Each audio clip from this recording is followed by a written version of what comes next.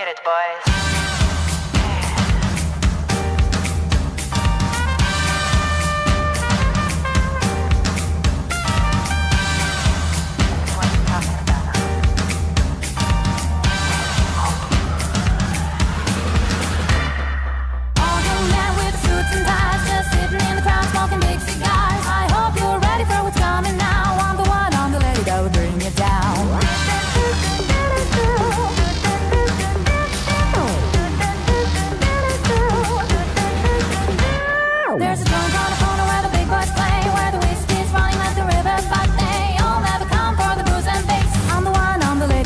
This place, that'll rock this place, that'll rock this place, rock this place, rock this place, rock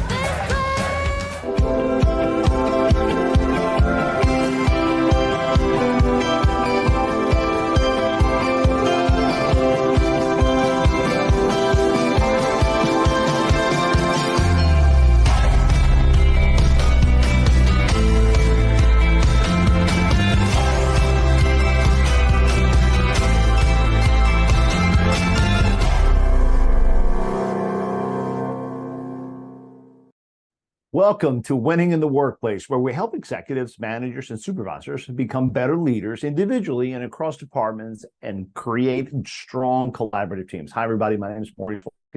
Thank you so much for joining me. This is my podcast, Winning in the Workplace. You can find me on winningintheworkplacepodcast.com.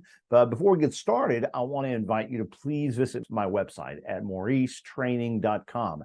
There you can download my 2 books and register yourself and your leadership team to my 12-week course on how to get out of storming and how to become a much more stronger and more collaborative team. All right, today we have a really good show. I'm happy to have once again with me my dear friend David Day in studio. We're going to talk about a new normal. Unfortunately, it's become a very common new normal. And I'm calling it a new normal not because I'm in favor of it, is because we're having to tolerate it. It's become a new normal that we're facing everywhere.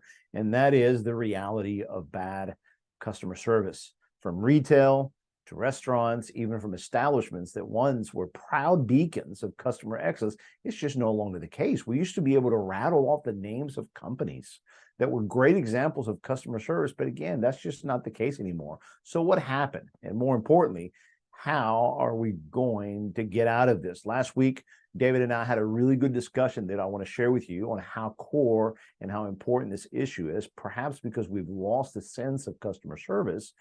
We now need to relook at it a little differently. Actually, we do need to look at it very differently if we are going to recover it in our businesses, in our teams, and in our basically in our industry and in our company experience. All right, let's get started. Again, thank you for joining us, David. Good to have you on the show. Let's get started. The big picture for customer service would be thinking in terms of the company, what the company culture is like, and how customer service is part of the company culture. That is an absolute necessity for long-term success in customer service, for being known for customer service. Right. It has to be a part of the company culture. So that's the big picture. How do you instill that into the culture? How do you develop that? How do you train your people and all those kind of things? How do you have a customer service mindset within the company? But there's also pieces of customer service that are more tactile for the employee, for every employee. What does that actually look like? Okay, so you've got your culture, so how do you build it? What are you training them to do? What does that actually look like? And then there's the other part of customer service is the whole why. Does it actually help? Is it worth the investment? What is the ROI of customer service? All those things go into a day-long workshop that I've sort of outlined and created for anybody that's interested in developing customer service in their company and making a difference with customer service. It's very, very clear when you do just a little bit of searching online, which companies make the most money, which companies have the most loyalty, which companies enjoy the most longevity. It's companies that serve their customers well and they're known for it. You have an entire career of advertising and right. telling branding stories. And so then 40 seconds telling me why with that experience, you're legit to speak to customer service from the text that the way that people see and feel customer service is that branding thing. And so you've learned that from your advertising You have to go speak to customer service. That is the first step where everyone experiences the branding. You said the right word, is experience. So on the external, you've got advertising and marketing, and that's the external piece. That's what everybody's talking about. That's how we describe our company to the world. That's how we display our company. Our brand is the exterior imagery. It's everything people think or feel when they see or hear your name. That's what a brand is. That's the external piece. The internal piece is the culture. That's what really goes on when nobody else is looking. Over here, the brand, you're putting on the show, you're putting on the dog, you're dressing it up to go out. Over here, it's Friday nights and movie night. It's like what's really going on when nobody else is looking, right? Now, when those two things are integrated, when they're the same, when you're really who you say you are, when you say that these things are going on, when you say you're a great company and you actually are a great company, you have that integrated message, and that's what makes all the difference in the world for companies to go the distance, All right? right. So yeah, I met with a group last week where I made similar comments regarding managers and retention. And I said, if we don't, we have to make some promises that our managers are going to show a certain level of care and a certain level of follow-up and a certain level of development. And one of the people in the course says, well, somebody better tell the recruiters to say that. Okay. And then one gal said, yeah, but once the recruiters start saying that, if the HR department is saying that to candidates, then those managers better follow through. And they better do it. I said, yeah, they better do it. And then I used the example. I said, it's no different than a billboard promising that I'm a certain culture. And then I experienced that on the first day at work, only to realize they don't believe this.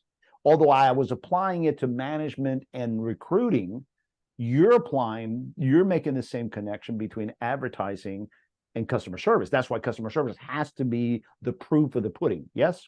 Customer service is the mechanism which delivers the brand promise. So when you're out there, I can sell poop on a stick if I'm a great salesman. I can tell everybody I can sell it. If I'm a great salesman, I can sell anything. But all it takes is one bite and they'll figure it out. This guy is full of what. And the first time that people test or experience to see the advertising is real is customer service. That's right. So that way, if I know that the advertising got me and then I experience customer service, there's a connection of, oh, wow, okay, then what's happening behind the scenes has got to be more real because customer service is there. Exactly. And that's what's so exciting. The bar is incredibly low on customer service. All you have to do is what you said you were going to do. It's like you advertise. If you're out there advertising, and one of your unique selling propositions, one of the brand values that you communicate, brand attributes that you communicate, is that you're fast, you're quick serve, you'll be there in an hour or whatever it might be. And you actually are. It's very simple. It's not difficult to actually do what you say you're going to do as long as you advertise and market a realistic message. I was helping a sales team, and it was an HVAC company. And they were trying to figure out how to sell better. And so I said, well, what promises are you making? What's your advertising saying? And they realized that there was a big disconnect. Okay. Mm-hmm. So come up with something that you guys could really wow the client. And whereas one sales manager said, yeah, but we're not advertising agents. Then the other salesperson said, no, but we know what we gripe about all the time. And I think one of those is we promise to clean after ourselves so that around the air conditioner, whether outside or up in your attic, you'll never know we were there. And man, the minute he said that, it connected. And one of them said, I'm going to go to marketing about that. And the other guy said, I'll go talk to the technicians about that. Mm-hmm. And sure enough, they put that together. At the end of the day, it lives in customer service. That's how the customer feels it. These technicians come out here and they provide great service, and look how they clean after themselves. You see, that's the connection. I understand that's the connection you're making. Yeah, absolutely. That's an integrated message that company is communicating. It's integrated externally and internally. And therefore, they have integrity. Instead of saying that they're going to do something just to get customers in, and then they're lackadaisical in the experience piece, they're basically lying to their customers just to get them in the door. If they actually perform, then they have integrity. They're saying, we will take care of your home and you'll never know we're there. And then when they experience it, they go, wow, that was phenomenal. They actually, I didn't know it. There was no evidence that they'd even been here. You know, that's an integrated message that you're telling the customer. We as human beings, when we have that integrated message, when we're told something and it comes true, it fits into our psyche and it completes the cycle in our brain, in our limbic brain. It causes an emotional reaction that says, I like this. And once that happens, you have an emotional relationship with a customer, and that's very hard to break. And that builds customer loyalty. So the reality of advertising, or no, the promise of advertising and the reality of my technicians providing the service, really, they both of these meet at customer service. I would say maybe a better way to put that is the brand promise needs to be equal to the customer experience. Got it. Okay. If the customer experience is everything. The customer service is part of customer experience. Customer experience is first contact all the way to just before the next time they call you. It's everything. It includes the marketing, it includes the billing, it includes every bit of communication. It includes how people feel about it includes your sales funnel. All of that is customer experience. Customer service is the boots on the ground interaction with the customer. So if you're an advertising agent and you want your campaign to be successful, you have to go check out the customer experience to make sure the branding promise is being backed up. It better be real by what's happening. Is that correct? You have just joined the elite 1% who really get what advertising is about, Maurice. That makes a lot of sense. And to be honest with you, for the first time, it makes sense. Then let's reverse engineer that. We could say that, can we say this, is that if I'm working on customer service and we're going to Febreze our customer service, then we can take that reality and got to make sure that marketing is telling that story. Absolutely. So basically, wherever you start, and that's why you, an advertising agent, have been speaking now for years on customer service, because customer service is simply the back end of the advertising promise. Exactly. And here's the dirty little secret. I'll put it this way. The dirty little secret in the advertising business is this. Advertising is simple. When you're a great company, all you have to do is tell the truth. If you're not a great company, you got to spin it and you got to outshout your competition, and you have to do more and more and more, come up with flavors of the month and all these different things that cost a lot of money and may or may not work. And all of it, your competition can duplicate. But if you're truly a great company and you actually live by the customer experience and developing that, then their marketing becomes very easy. All you have to do is tell the truth. A company that does the first model, that basically we're not going to tell the truth, we're just simply going to spend money on advertising to offset that is doable. You're just going to throw money at it. I mean, but if you go the second route, you're probably spending less money being more effective because it matches. Exactly. And all you have to do is tell the truth. So you're not trying to come up with flavors of the month and all this kind of thing. You're majoring on one thing that you know that you do really well in your marketing and advertising. Your point of differentiation is experienced every day within the company. And so it becomes very easy, and your customers become your best evangelists. Your best advocates out there are your customers, because again, it connects the dot. When the customer says, I think I'm going to use this company because they said X, then they use the company and X is actually true. It closes the gap for them and they're like, wow, I love it. Fantastic service. Again, the bar is very low, and all we have to do is deliver on our brand promise. Now, it seems very hard. I mean, it seems like it's a very simple concept, but how do you develop a brand promise? How do you make sure that everybody in your company follows through on the brand promise? Who is involved and who is included in delivering that brand promise? How often should they do it? How do you connect all of those dots internally so that you can market it externally and get the kind of business that you need to be profitable? All of those things are business growth challenges that we have to come up with, that we have to work through and develop a strategy for. So from a management aspect, there's a lot of different hows, but if it's okay with you, if I could just go chase this rabbit for just a minute, is first we got to deal with the where. Where does that happen? Because in most companies, the attempt for marketing to be successful at this usually happens within a silo of marketing, advertising, and the executives talking. And they make these decisions, they create these campaigns, they're making brand promises, they're hoping customer service, but they're at customer service falls in the area of the managers who handle the different departments, who are in charge of providing the reality of what we're promising.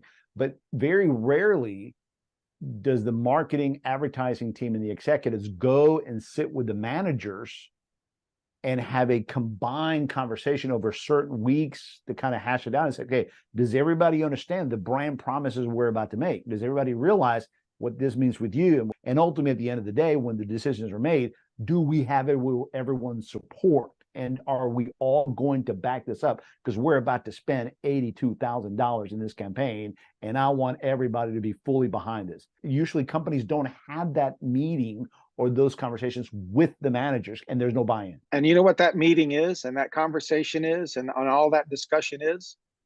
Culture. That's culture development. That's what's going on internally. That's how you build a culture. Okay. You're building a company culture that delivers the brand promise. And it happens even internally without a customer. They're doing the work internally, even without a customer. They're living by the values that they create, and they're exhibiting the behaviors that demonstrate those values internally with or without a customer. And then they go and advertise their point of differentiation. It might be speed or quality or some of those things which are very ethereal and don't mean much. But the point is, whatever they decide to advertise and then they deliver on that, it just becomes a natural part of the company. And the company, everything works in an integrated fashion. Companies that have that kind of integrity, who actually are great companies, and then they advertise instead of saying, hey, come buy our product and we'll figure out how to make it work, which is most companies, honestly, those companies are going to struggle. But the companies that figure it out first and then advertise, they go the distance. It's not difficult for them, and they hire better, and they onboard better, and people come into the fold and they get the picture better. Otherwise, you're completely dependent. If you don't have that culture strategy going on, you're doing it independently with every new hire. You're completely dependent upon that new hire's personality to deliver good customer service. You can hold up an explanation and say, oh, we want to be nice to customers. Well, that means something different to every employee. Let's define what nice is, and let's do that. Let's measure it, coach it, reward it. That's culture. I want to bring it a little bit to application, okay, so that our listeners and anybody taking this course can say, all right, well, how does this apply to me? If I'm a hospital and I want to improve customer service, let's think of a hospital that's got 200 people. There's at least 10 different departments.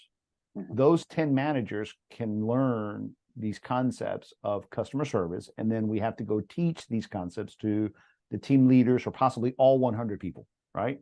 So, all right, so they go through this training. Now you can take that same training and those same values that hospital agreed for their customer service and tell that story to the marketing team, and they can build campaigns around that. This is how it can be leveraged. Is that, am I understanding how a company can take this concept? Because I think a lot of companies think, oh, customer service, I don't want to invest in that, because they don't see the connection that if I invest in customer service and then I take those value promises that we're agreeing to internally, I don't have to start from scratch to go create a campaign.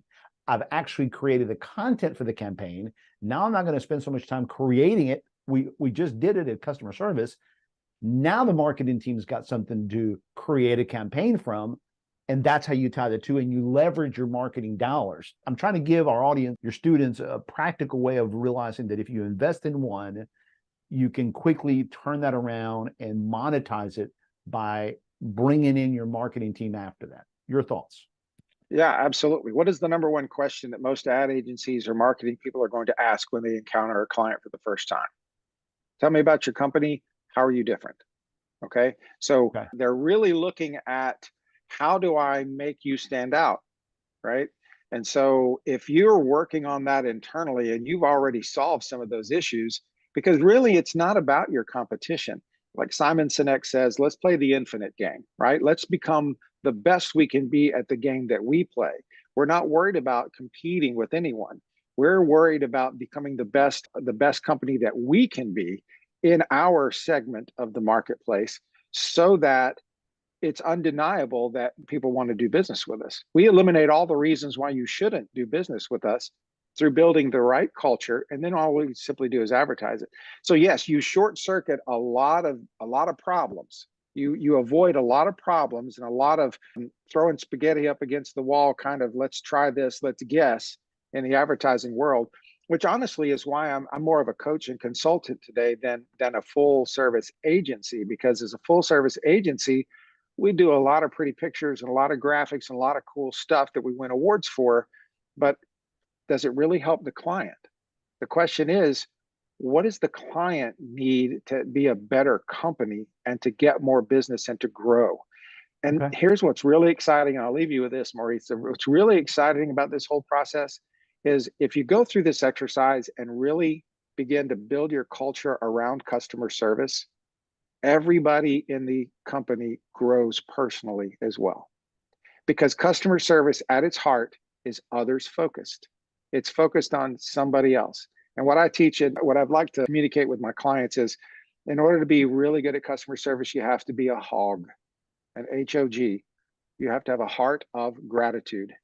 And when you have a heart of gratitude and you're a hog, then you want to give and you want to serve. And it's all based on respect.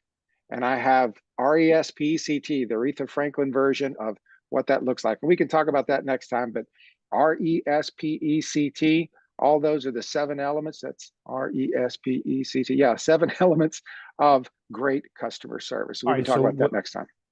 So those will be the upcoming modules in this course, right? Yeah, right.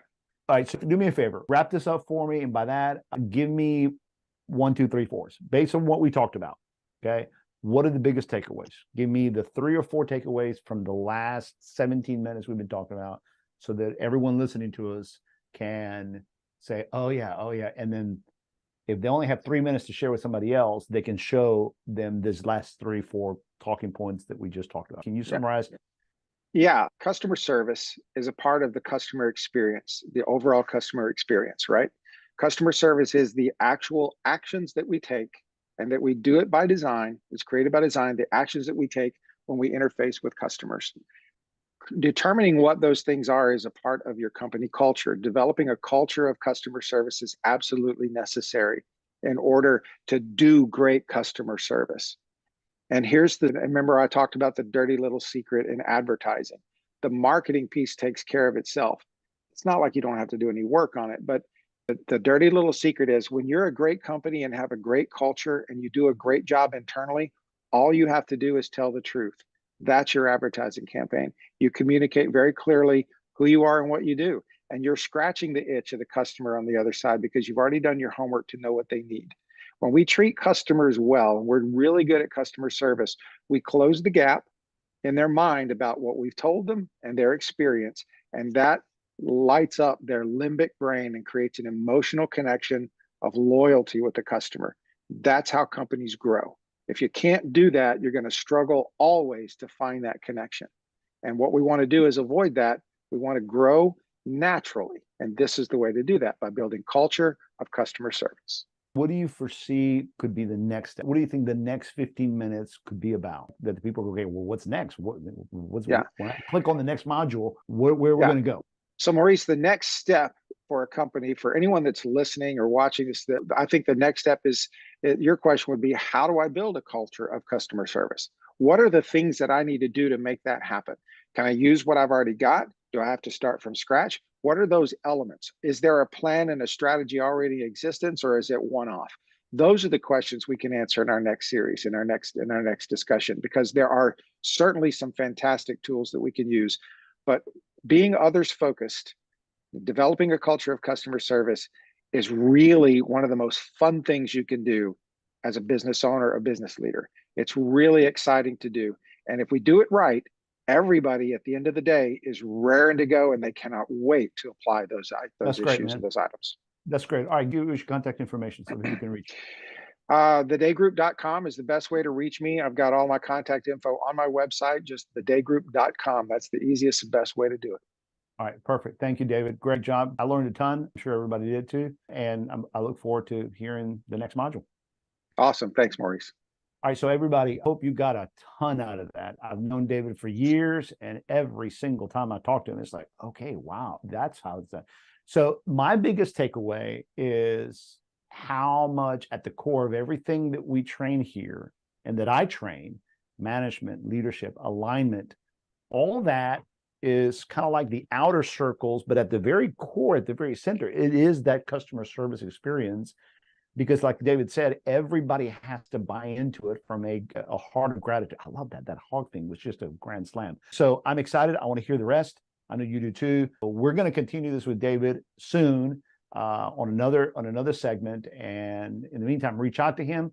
Any way we can help you, join us here. Thank you, guys. Join me on my podcast, winningintheworkplacepodcast.com. Reach out to David. If you want to be on the show, go to the website. And guys, as always, alignment is creating everybody being on the same page. And boy, he knocked that out of the park without even saying all that.